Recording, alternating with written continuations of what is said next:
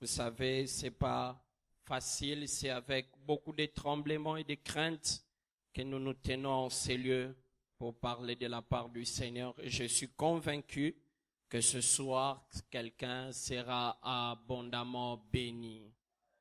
Et tu as raté une opportunité d'activer une bénédiction dans ta vie. J'étais en train de dire, je crois que quelqu'un sera abondamment béni ce soir. Alléluia. Je tiens un grand merci à mon Père spirituel. Au moment où nous parlons, je crois qu'ils sont déjà arrivés en Suisse. Et dans les quelques jours qui arrivent, ils vont déjà tenir cette activité en Suisse. Continuons de prier pour lui, tenons-lui dans la prière. Ne manquons pas de le faire. Amen. Et je dis un grand merci à tous les staffs, des anciens. Et j'ai vu ce soir le pasteur Justin. Que Dieu vous bénisse abondamment. Amen. Notre thème que nous allons partager ce soir pendant quelques minutes, c'est le respect du sacré. Quelqu'un dit avec moi, le respect du sacré. Est-ce que tu peux le dire très fort, le respect du sacré? Bien-aimé, par définition, sacré veut dire quelque chose qui est vénérable, qu'on ne doit pas violer. Quelque chose qui est vénérable, qu'on ne doit pas violer. Ce qui est intouchable ou ce qui est tabou. Vénérable, qu'on ne doit pas violer, ce qui est intouchable ou ce qui est tabou. En latin, sacré veut dire sacer et son explication, c'est rendre inviolable ou interdire. Rendre inviolable ou interdire. Dans son vrai sens encore, sacré veut dire c'est la séparation. Sacré, c'est la séparation. Sacer en latin que nous avons dit tout à l'heure veut aussi dire maudit. Alléluia. Donc nous comprenons que quand tu joues avec le sacré, ce qui viendra après, c'est la malédiction. Et nous sommes en train de parler du respect du sacré, le respect du sacré. Au fait, mes bien-aimés dans le Seigneur, quand nous lisons la Bible, les lecteurs de la Bible seront d'accord avec moi que Dieu a rendu plusieurs choses sacrées. Dieu lui-même a rendu plusieurs choses sacrées. Et ce soir, par la grâce du Seigneur, avec les temps, je crois que nous allons voir deux choses que Dieu a rendues sacrées. La première des choses dont nous allons parler, que Dieu a rendu sacrée, c'est la parole de Dieu. Quelqu'un dit avec moi, la parole de Dieu. Vous voyez, déjà quand nous prenons la parole de Dieu et que nous actualisons cela à notre définition du sacré, nous comprenons que la parole de Dieu doit être vénérée, on ne doit pas le violer, la parole de l'Éternel est intouchable. Alléluia. Donc c'est ainsi Dieu a rendu sa parole sacrée. Matthieu chapitre 24, le verset 35, nous allons nous tenir debout un seul passage. Vous voyez, c'est même pour nous une manière de vénérer la parole du Seigneur, d'honorer la parole du Seigneur. Quand nous faisons la lecture debout, c'est parce que nous reconnaissons que la parole du Seigneur est sacrée et cette parole doit être vénérée, respectée. Tenons-nous tous debout pour lire la parole du Seigneur dans Matthieu chapitre 24, le verset 35. Celui qui a trouvé dit Amen. Lisons tous ensemble à haute voix, 1, 2, 3. Le ciel et la terre passeront, mais mes paroles ne passeront point. Acclamons très fort la parole du Seigneur. Dieu a rendu plusieurs choses sacrées, selon que je l'ai dit tout à l'heure. Et la première des choses que nous voyons que l'Éternel a rendu sacrée, c'est sa parole. La parole de l'Éternel est sacrée. Elle ne doit pas être violée. Elle ne doit pas être discutée. La parole de l'Éternel est intouchable. Elle doit être vénérée. Pourquoi? Parce que Dieu a rendu sacrée sa parole. Bien-aimés, beaucoup de gens d'entre nous ne sont pas en train de voir la gloire de l'Éternel. Vous savez, aujourd'hui, parmi les cultes que j'aime beaucoup alimenter, c'est le culte de mercredi, parce que c'est le culte où il y a l'ensemble des assoiffés qui désirent ardemment la gloire de l'Éternel éclater dans leur vie. Et je suis convaincu que ce soir, la gloire de l'Éternel va éclater dans la vie d'une personne, va bénir une personne. Oh, tu as raté l'opportunité d'activer cela en disant Amen. Mais mercredi après mercredi, plusieurs viennent en ces lieux, ne voient pas la gloire de l'Éternel. C'est pourquoi ils sont en train d'aller église après église. Le problème, ce n'est pas le culte. Le problème n'est pas la quantité de la prière que nous donnons à l'Éternel. Le problème, ce ne sont pas des jeûnes et prières. Mais le problème, c'est que beaucoup d'entre nous violent la parole de l'Éternel, ne respectent pas la parole de l'Éternel, n'honorent pas la parole de l'Éternel. Ainsi, ils sont en train de bloquer l'éclatement de la gloire de l'Éternel dans leur vie.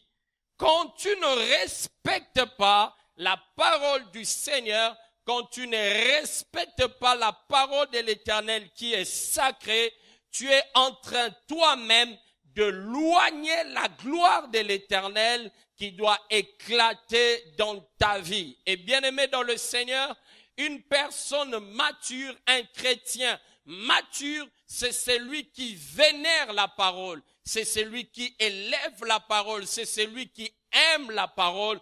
Une église mature, c'est celle qui est poussée, qui aime la parole. C'est l'église qui honore la parole. Bien-aimés, vous allez remarquer qu'aujourd'hui, il y a ministère par-ci, ministère par-là, action par-ci, action par-là. Et vous allez remarquer qu'aujourd'hui, parce que les gens n'aiment plus la parole du Seigneur, on les attire par des faux miracles, on les attire par des shows que les pasteurs ou que les prophètes sont en train de faire.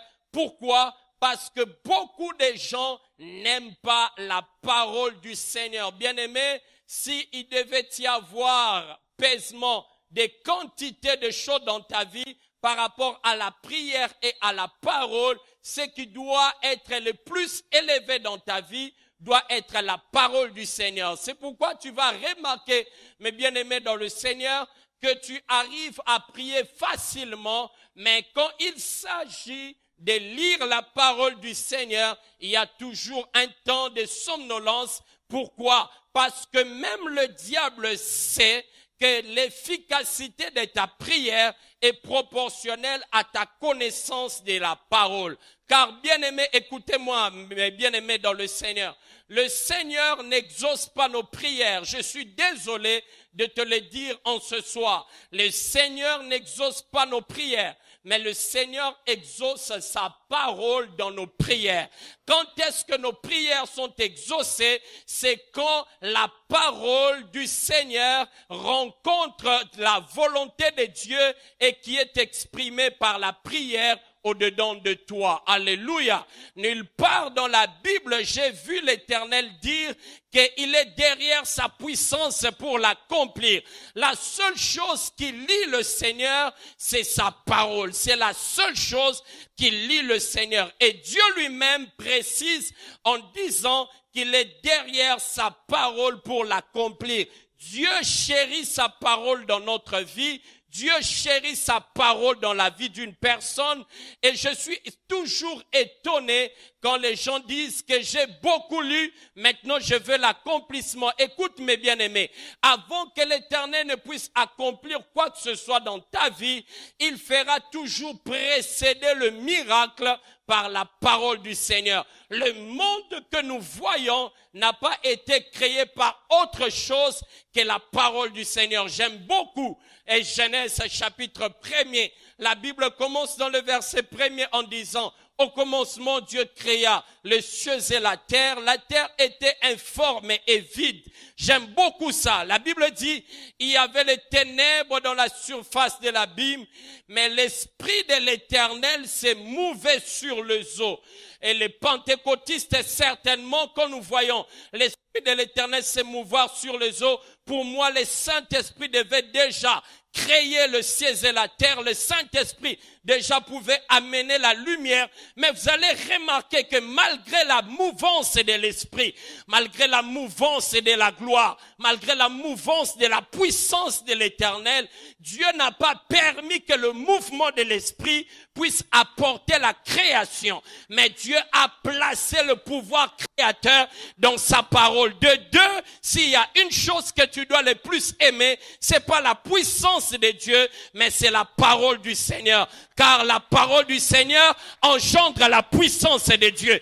Mais la puissance de Dieu n'engendre pas la parole. Au fait, tu n'arrives pas à clamer parce que pour toi, la parole du Seigneur, c'est l'ensemble de mots et de phrases que Dieu a dit. Non, mais la parole du Seigneur, c'est Jésus-Christ lui-même. La parole du Seigneur, c'est une personne. C'est pourquoi, mes bien-aimés, il ne doit pas y avoir des cultes du Saint-Esprit, car Jésus-Christ, en voulant partir, il dit lui-même, quand le Saint-Esprit viendra, il enseignera, il m'enseignera moi. Il prendra ce qui est à moi et il vous le dira. Le Saint-Esprit, dans un culte, ne vient pas parler de lui-même. Le Saint-Esprit s'efface comme Jean-Baptiste pour élever Jésus qui est la parole.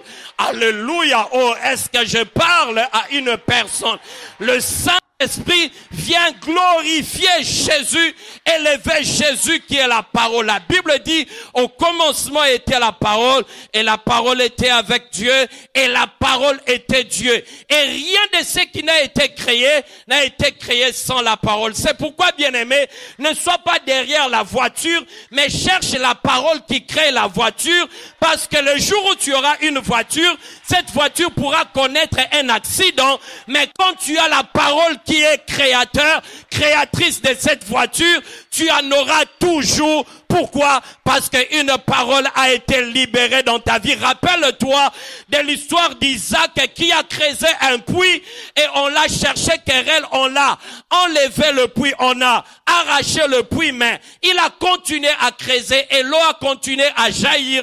Pourquoi? Parce que le problème d'Isaac n'était pas géographique, mais le problème d'Isaac était spirituel, car dans la bénédiction d'Isaac, il avait reçu la parole d'avoir toujours l'abondance et de ne jamais être dans la famine. C'est pourquoi, malgré la disette, il creusait le puits et il avait toujours l'eau qui jaillissait. Bien aimé, le problème c'est que ceux qui te combattent sont en train de t'arracher l'argent, t'arracher des relations, mais ceux qui ne savent pas, il y a une parole invisible qui a été prononcée sur ta vie qui fera toujours que tu puisses être visité par l'Éternel. Pourquoi? Parce que tu as la parole de l'Éternel sur ta vie. Quelqu'un dit avec moi la parole du Seigneur. C'est pourquoi quand l'Éternel appelle ses serviteurs, il ne leur donne pas des millions pour distribuer à l'église. Il place dans leur cœur la parole et cette parole est en train d'enrichir. L'apôtre Paul a dit, paraissons pauvres, mais nous enrichissons plusieurs. Ce soir, l'Éternel ne m'a rien donné autre, si ce n'est sa parole pour bénir ta vie. Et je suis convaincu que ta vie sera abondamment bénie. Est-ce que je peux bénir la vie d'une personne? Sur base de la parole du Seigneur, je te déclare béni. La Bible dit, tu seras la tête et jamais la queue. C'est la parole, j'honore la parole. Je déclare ta vie abondamment bénie. J'annule toute forme de malédiction déclarée sur ta vie. C'est la parole du Seigneur. Et je suis le prophète de l'Éternel ayant participé au conseil céleste. J'ai reçu la parole pour bénir ta vie. La Bible dit dans leur détresse, l'Éternel, ils crièrent à l'Éternel et l'Éternel n'envoya pas l'onction, mais l'Éternel envoya sa parole. Dans ta détresse, l'Éternel envoie une parole correspondante à ton problème. Le problème, c'est que tes ennemis te combattent en retard. La parole de l'Éternel a déjà parlé avant toi. La Bible dit, ils te feront la guerre, mais ils ne te vaincront pas. C'est la parole du Seigneur. Est-ce que je parle à une personne ce soir? Quelqu'un dit avec moi la parole du Seigneur.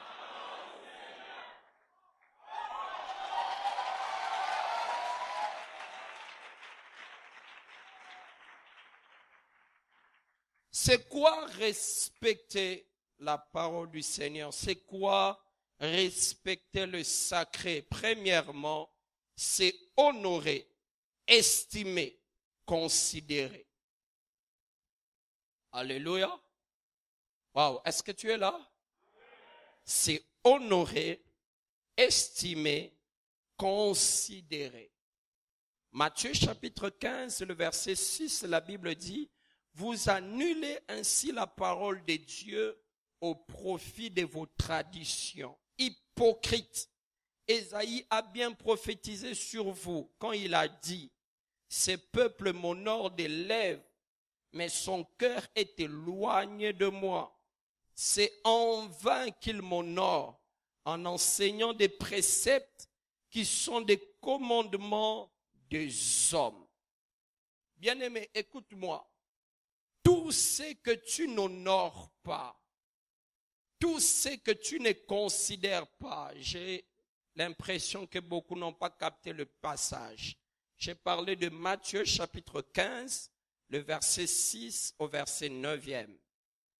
Écoutez mes bien-aimés, tout ce que tu n'honores pas, tout ce que tu n'estimes pas, tout ce que tu ne considères pas dans ta vie, perd sa capacité et sa valeur. Alléluia. Vous voyez, le problème avec nous, nous n'honorons pas la parole du Seigneur, mais nous préférons honorer la parole des hommes. Nous ne considérons pas la parole du Seigneur. Et même du reste des fois, quand on enseigne la parole, il y a des gens dans nos églises qui dorment. C'est pourquoi les prédicateurs sont obligés d'employer plusieurs stratégies pour communiquer la parole. Pourquoi? Parce que les gens n'aiment pas, ne considèrent pas, n'honorent pas la parole du Seigneur. Et tout ce que tu n'honores pas dans ta vie, tout ce que tu ne considères pas dans ta vie, est en train de perdre son efficacité, sa capacité dans ta vie. Et toute le fois que tu as négligé la parole du Seigneur au détriment des paroles des hommes, tu as fait perdre la parole du Seigneur, sa capacité d'agir dans ta vie. Regardez-nous les hommes, nous sommes plus capables, nous sommes plus disposés à honorer la parole des hommes que d'honorer la parole du Seigneur dans notre vie. Il y a beaucoup de gens ici qui sont blessés dans leur cœur, perdu la joie de vivre, simplement parce que des hommes ont dit certaines paroles dans leur vie. Ainsi, ils sont en train de déconsidérer la parole du Seigneur. Pourquoi? Parce que les hommes ont dit. Écoute-moi, bien-aimé dans le Seigneur. L'adhésion populaire au mensonge ne transformera jamais les mensonges en vérité. Ce n'est pas parce que plusieurs personnes ont dit certaines choses dans ta vie que cette chose-là doit devenir nécessairement vraie. Parce qu'en réalité, ta vie n'est pas définie selon ce que les hommes disent de toi, mais ta vie est définie à la lumière de la parole du Seigneur. Alléluia. Oh, alléluia. Regardez-nous quand nous sommes dans des cabinets de médecins. Tu vois quelqu'un qui était venu courageux, fort, en bonne santé, selon lui. Mais quand il arrive devant simplement une personne qu'on appelle médecin et qu'il commence à lui dire des termes compliqués, tu vois quelqu'un perdre la joie, mais oubliant que la Bible dit que c'est par les meurtrissures de Jésus que nous sommes guéris. Oh, est-ce que je parle à une personne? Il y a des gens ici qui ont considéré des paroles de malédiction d'un oncle, d'une tante, au lieu de considérer la parole du Seigneur dans leur vie. J'ai vu des gens être bouleversés et même venir, pasteur, j'ai un sérieux problème. Qu'est-ce qui se passe? Des gens ont fait des songes sur moi que je suis mort. Mais bien aimé dans le Seigneur, la parole, qu'est-ce que la parole dit par rapport au songe? Qu'est-ce que la parole de l'Éternel dit par rapport à ta vie? Bien aimé dans le bango toujours. Oui, il faut faire attention. La vie, nzamba sala ke mutaku fa pa mpambate. Le problème n'a eu au bangakaliwa pour rien. Parce que simplement les gens ont vu, parce que les gens ont dit. Mais qu'est-ce que la Bible dit? La plupart d'entre nous, aucun de nous ici n'a atteint 80 ans. Mais la Bible dit que le plus robuste doit atteindre cet âge-là. Mais toi, tu penses partir à 35 ans, 36 ans. C'est faux, c'est pas la parole du Seigneur. Même s'ils sont à 1000 qui ont vu ce songe-là, cela n'arrivera pas, cela n'aura pas lieu. Ce que je viens de dire, c'est la parole du Seigneur. La Bible dit que cela n'arrivera pas, cela n'aura pas lieu. Alors quand quelqu'un te dit quelque chose, réponds cela par rapport à la parole du Seigneur. Le problème d'entre nous, nous sommes désarmés. Pourquoi? Parce que nous n'avons pas le dépôt de la parole dans notre vie. Dis avec moi, considérer, estimer, honorer. Bien-aimé, tu dois considérer la parole de l'Éternel plus que toute autre parole. Alléluia. Même si ton père s'élève à minuit et il se tient là en disant que moi je suis ton père, c'est moi qui t'ai engendré, je te maudis, toi aussi lève-toi et dis-lui, toi tu es mon père terrestre, j'ai un père céleste qui m'a béni avant même que toi tu ne sois venu sur la terre. Oh, j'aimerais te dire que les paroles de bénédiction prononcées sur ta vie ont précédé toutes les paroles de malédiction que tous les sorciers vont prononcer sur ta vie actuellement. C'est pourquoi la parole de la bénédiction casse la parole des malédictions prononcées contre ta vie. Dis avec moi, considérer. Deuxième chose, comment respecter la parole. J'ai beaucoup aimé ça. C'est croire à son efficacité malgré sa simplicité. Alléluia. Vous savez le problème avec nous aujourd'hui? Nous n'arrivons pas à croire à l'efficacité de la parole du Seigneur. Pourquoi? C'est à cause de sa simplicité. La parole de l'Éternel est tellement simple que l'homme ne veut pas croire. Surtout nous qui sommes des Bantous, des Africains et des Congolais. Nous sommes habitués à des rituels.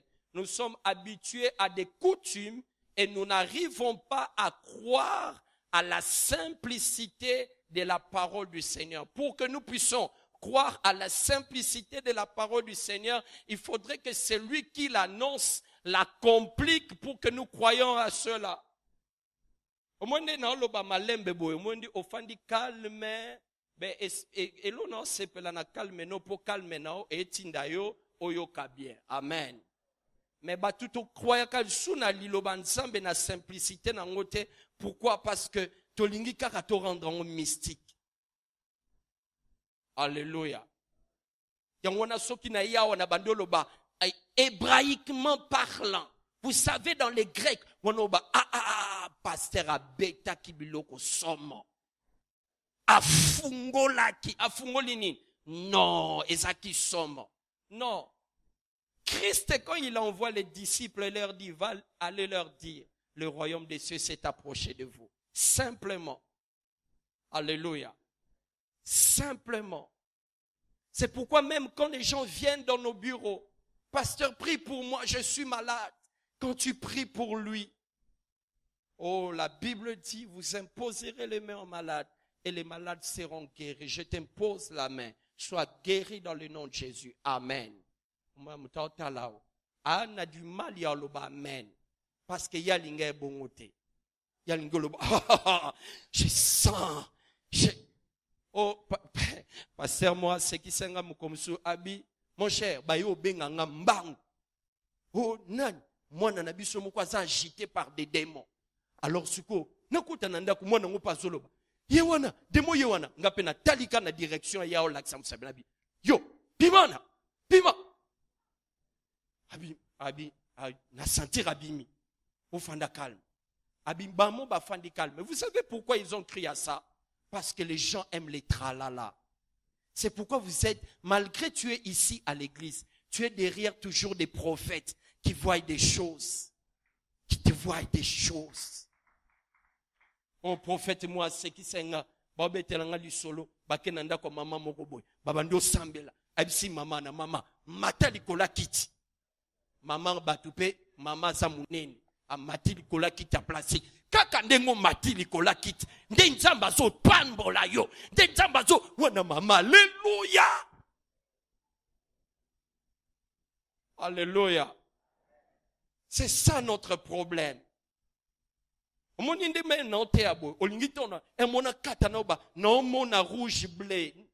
la parole du Seigneur n'a pas besoin de tout ça.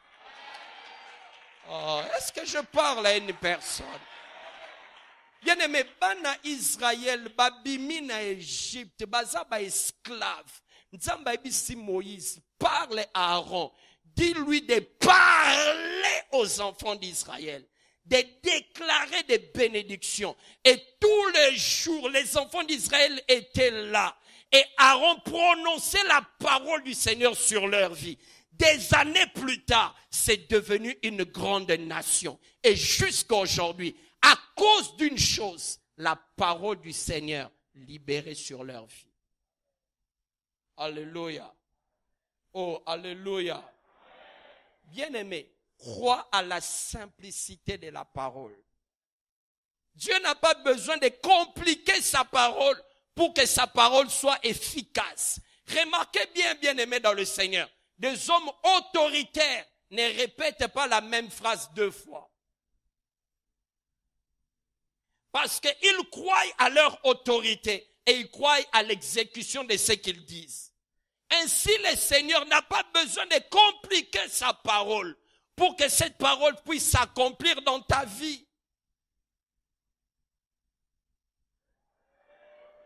Est-ce que quelqu'un est là ce soir?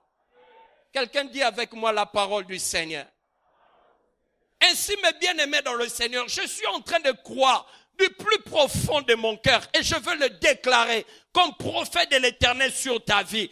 Impossible que toi, tu puisses mourir pauvre et terminer ta vie. Oh my God, my God, my God. Est-ce que je parle à quelqu'un?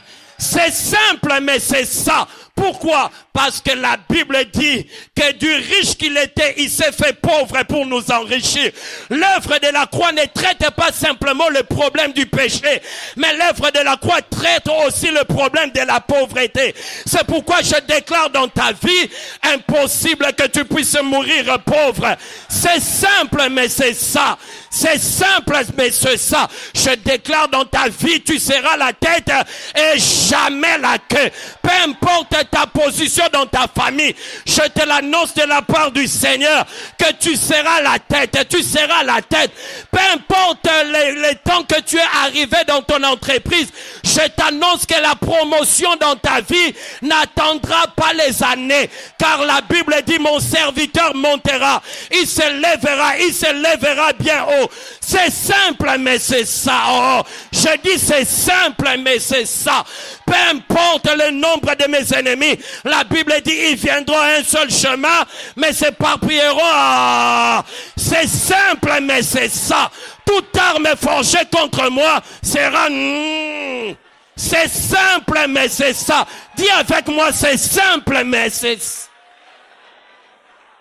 la parole. C'est simple, mais c'est ça. Alléluia. Tu n'as pas besoin de la compliquer. C'est simple. Alléluia.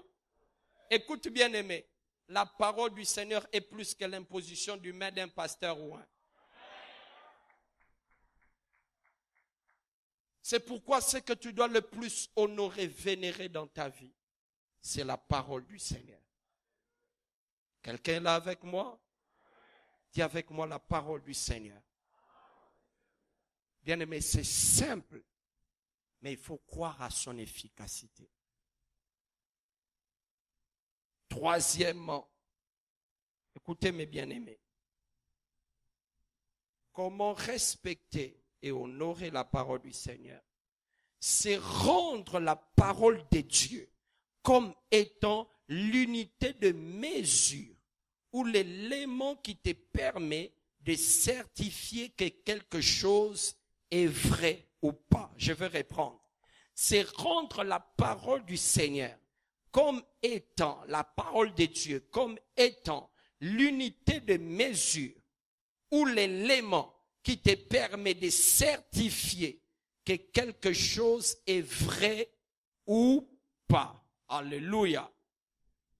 Écoutez mes bien-aimés, je me suis rendu compte que ceci, chacun d'entre nous réfléchit, parle sur base de la connaissance qu'il a dans sa vie. Quand tu rencontreras un juriste, tu vas remarquer que même s'il ne le veut pas, mais à un certain moment, il te dira toujours, juridiquement parlant, c'est ceci. Alléluia. Le jour où tu rencontres un médecin, même dans une conversation spirituelle, il va toujours tomber dans cette phrase, médicalement parlant, c'est ça. Ainsi, nous aussi, enfants de Dieu, nous devons aussi dire, bibliquement parlant, c'est ça. Or, ce que j'aime, c'est que bibliquement parlant est au-dessus de juridiquement parlant et médicalement parlant. Si le médecin te dit médicalement parlant, dis-lui aussi bibliquement. Ah, j'aime ça. Ah, j'aime ça. Ainsi, mes bien-aimés dans le Seigneur, la parole du Seigneur devient pour nous comme un tamis. Tout ce qui nous est dit par des hommes, nous devons filtrer cela. Si la parole de l'Éternel est contre ça, nous sommes aussi contre. Si la parole du Seigneur est pour ça, je suis aussi pour. Ainsi, tu dois réfléchir et rendre la parole du Seigneur l'unité de mesure de tout ce que tu vois venir dans ta vie. Alléluia. Bien-aimé, écoutez, quand un juriste a un problème, il va vers la loi pour que la loi lui donne l'explication du problème qu'il a. Ainsi aussi, nous, en tant que chrétiens, quand tu as un problème, ne regarde pas d'abord au répertoire de ton téléphone. Va dans la parole du Seigneur, chercher la parole qui est correspondante au problème que tu as et tu auras la solution. Écoutez mes bien-aimés, la personne vers laquelle tu vas en premier quand tu as un problème détermine le genre de solution que tu auras dans ta vie. Si tu vas vers des hommes, tu auras des solutions humainement parlant. Mais quand tu vas vers Dieu, tu auras des solutions divinement parlant.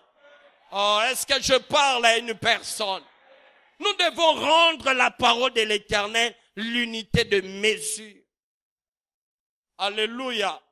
Peu importe l'évidence de ce que le monde te montre, Regarde d'abord qu'est-ce que la parole du Seigneur dit. Ainsi les chrétiens de Bérée, à chaque fois qu'ils étaient enseignés, ils allaient vers la parole du Seigneur pour vérifier ce qui a été enseigné. Est-ce que quelqu'un est là ce soir? Dis avec moi, vérifier ce qui a été enseigné.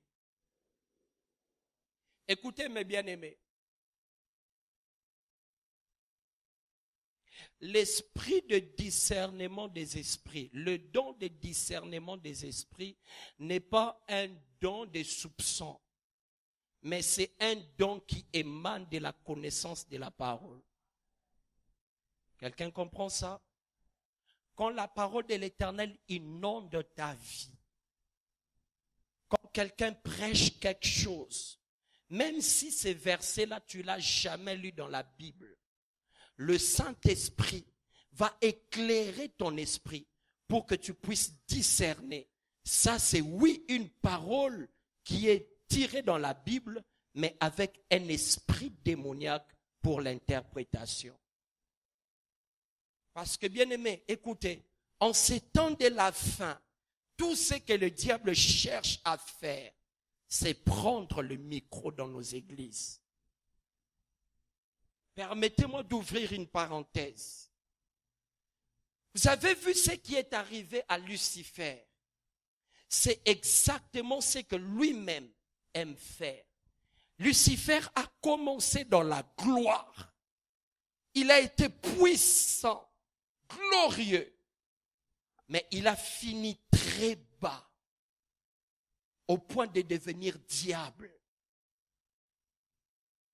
Ainsi, il a la facilité de se déguiser en ange de lumière pour séduire beaucoup de gens. Ainsi aussi, bien-aimés, vous devez beaucoup prier pour des serviteurs de Dieu vrais que Dieu a élevés. Pourquoi? Parce qu'ils sont la cible du diable. Il veut les transformer de Lucifer en diable pour que quand ils parleront, beaucoup de gens soient séduits. Tu ne m'as pas compris. Dernièrement, j'ai lu quelque chose qui m'a tiqué. Quelqu'un qui écrit sur Internet. Il dit ceci. Moi et toi, nous savons que quand on nous appelle de chrétiens, cela veut dire de comme Christ, n'est-ce pas? Mais écoutez un message aujourd'hui enseigné. Chrétien ne veut pas dire comme Christ. Mais chrétien veut dire pour Christ. Pour dire que tu n'as pas besoin de ressembler à Christ. Mais tu as simplement besoin de croire en lui. Cela suffit. Quand quelqu'un n'a pas un esprit de discernement, il pense que c'est une nouvelle vérité. Mais c'est une vérité qui vient égarer. Pour faire perdre les gens la vie de sanctification. Alléluia. Ainsi, la parole du Seigneur doit devenir pour nous l'unité de mesure par lequel nous examinons toutes choses. Dis avec moi, la parole du Seigneur. Oh, la parole du Seigneur. Vous me permettez de dire la deuxième chose que Dieu a rendue sacrée? Allons rapidement. La deuxième chose que l'Éternel a rendu sacré. Et bientôt nous allons prier. La deuxième chose que l'Éternel a rendu sacré, que nous devons respecter, c'est le temple. Dis avec moi le temple. Dieu a rendu sacré les temples. Dieu a rendu sacré l'église. Ici, quand je suis en train de parler du temple, je ne vois pas le temple spirituel, mais je vois le temple physique dans lequel nous sommes. Il est vrai que nous sommes dans une parcelle de location sous un hangar, mais c'est le lieu que l'Éternel a choisi afin de lever son nom. Et automatiquement, le lieu où nous sommes est un lieu sacré. Bien-aimés, vous savez, le manque de conscience de cette vérité c'est que quand nous venons à l'église, nous manquons de vivre la grâce de l'Éternel, le fait d'être dans un temple. Notre Dieu est un Dieu de temple. Dis avec moi le Dieu du temple. Bien-aimé, le lieu où nous sommes est un lieu sacré. Je connais plusieurs personnes qui ont été maudits dans leur vie. Pas parce qu'ils sont allés automatiquement rencontrer un féticheur, mais parce qu'ils sont simplement allés accompagner quelqu'un qui était allé consulter un féticheur. Mais du fait qu'ils avaient mis leurs pieds dans un endroit maudit, automatiquement ils étaient maudits. Si aussi Dieu a rendu sacré le temple, et le temple est un lieu béni, de la même manière que tu as mis simplement tes plantes de pied en ces lieux, laisse-moi te dire que tu es béni. Bien-aimé, le temple est plus que l'ambassade. Laisse-moi te dire que s'il y a des démons de poursuite, ils ne sont pas en ces lieux. Ils sont dehors parce que tu es dans l'ambassade du Seigneur, un lieu béni. Oh, est-ce que je parle à une personne? Ce lieu est un lieu béni. C'est pourquoi le jour où l'Éternel décide de se manifester à Moïse, il lui fait remarquer que, attention, les lieux où tu es est un lieu saint. Mais nous venons n'importe comment à l'église. Nous oublions que notre Dieu est un Dieu du temple. Dis avec moi, il est le Dieu du temple. Allons dans la Bible. Remarquez mes bien-aimés dans le Seigneur. Dans l'ancienne alliance, il vient vers Anne. Et Anne conçoit un enfant où dans? Oh, est-ce que quelqu'un est avec moi? Anne a reçu la bénédiction de l'enfant où? Ainsi, mes bien-aimés, c'est une manière de dire que quand nous venons dans le temple, il est impossible que nous puissions rester stériles parce que la fécondité est attachée dans le temple. Je viens déclarer dans la vie d'une personne, parce que tu es dans le temple du Seigneur, je déclare que la fécondité s'attache dans ta vie. Quelqu'un a du mal à dire Amen. Dans la nouvelle alliance, l'Éternel vient le faire dans la vie de Zacharie. Il était dans le temple en train de servir le Seigneur, mais il reçoit la bénédiction de Jean-Baptiste dans le temple. Je déclare dans la vie de tout ouvrier qui est venu servir l'Éternel dans le temple, que la fécondité s'attache à ta vie et que la grâce de l'Éternel s'attache à ta vie. Notre Dieu est un Dieu de temple. Laisse qu'il te visite dans le temple. Ce jour-là, Siméon ne savait pas. La Bible dit, poussé par l'Esprit, il alla au temple pour adorer. Mais c'est le jour où l'activation de promesses de l'Éternel est arrivée dans sa vie. J'annonce la bonne nouvelle à tous les Siméons qui ont les promesses de l'Éternel dans leur vie.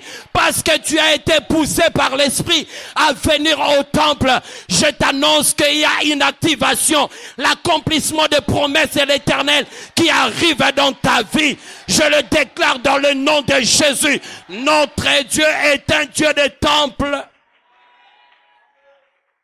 Lisons la parole du Seigneur et nous terminons par ça. Exode chapitre 40, le verset 1er au verset 15e. Écoutez ce que la Bible dit.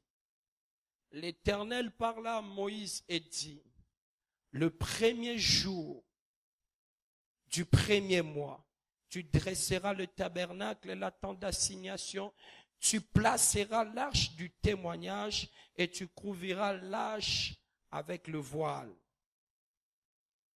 Tu apporteras la table et tu la disposeras en ordre. Tu apporteras le chandelier et tu en arrangeras les lampes. Tu placeras l'autel d'or pour le parfum devant l'arche du témoignage. Et tu mettras le rideau à l'entrée du tabernacle. Tu placeras l'autel des holocaustes devant l'entrée du tabernacle. De la tente d'assignation, tu placeras la cuve entre la tente d'assignation et l'autel, et tu y mettras de l'eau. Tu placeras le parvis alentour. et tu mettras les rideaux à la porte du parvis. Maintenant, écoutez à partir du verset 9e. Lis très bien avec moi. Tu prendras l'huile d'onction. Tu en oindras le tabernacle et tout ce qu'il renferme. Et tu les sanctifieras avec tous ses ustensiles. Il sera, 10e, tu oindras l'autel des holocaustes et tous ses ustensiles, et tu sanctifieras l'autel, et l'autel sera, tu oindras la cuve avec sa base, et tu la sanctifieras. Maintenant, 12e, écoutez, tu feras avancer Aaron et ses fils vers l'entrée de la tente d'assignation, et tu les laveras avec de l'eau. Tu revêtiras Aaron des vêtements sacrés. Tu l'oindras et tu le sanctifieras pour qu'il soit à mon service dans le sacerdoce. Tu feras approcher ses fils. Tu le revêtiras de tunique et tu le oindras comme tu auras oint leur père pour qu'il soit à mon service dans le sacerdoce.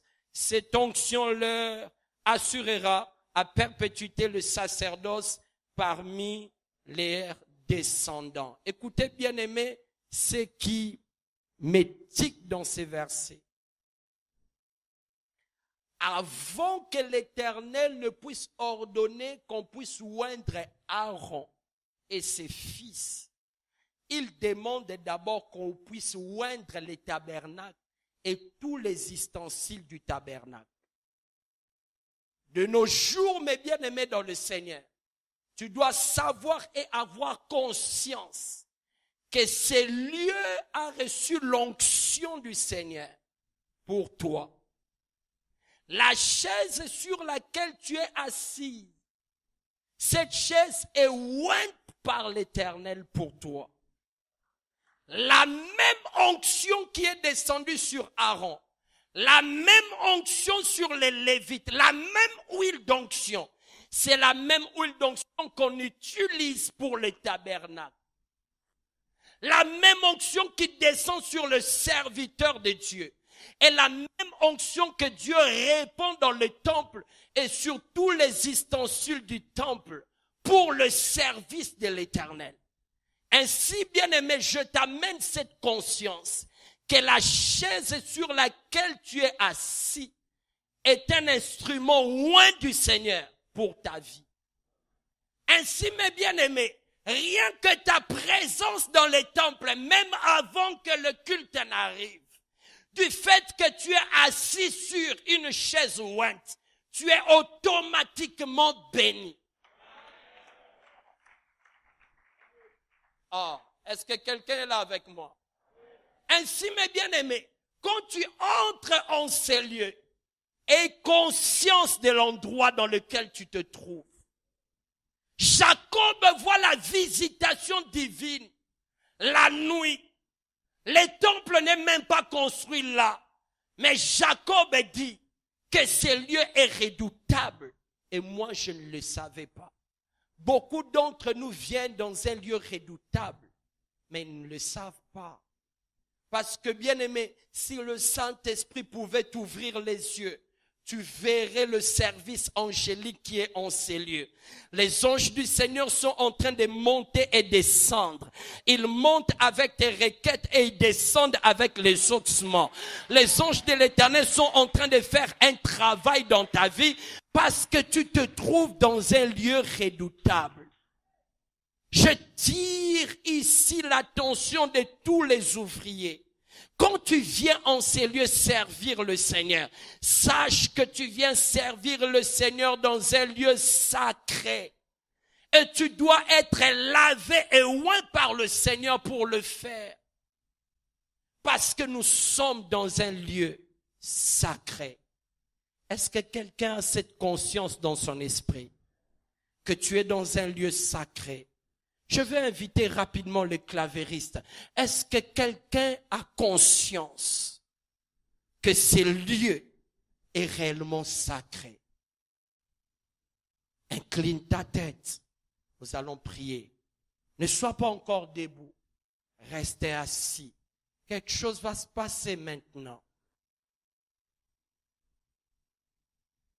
Alléluia.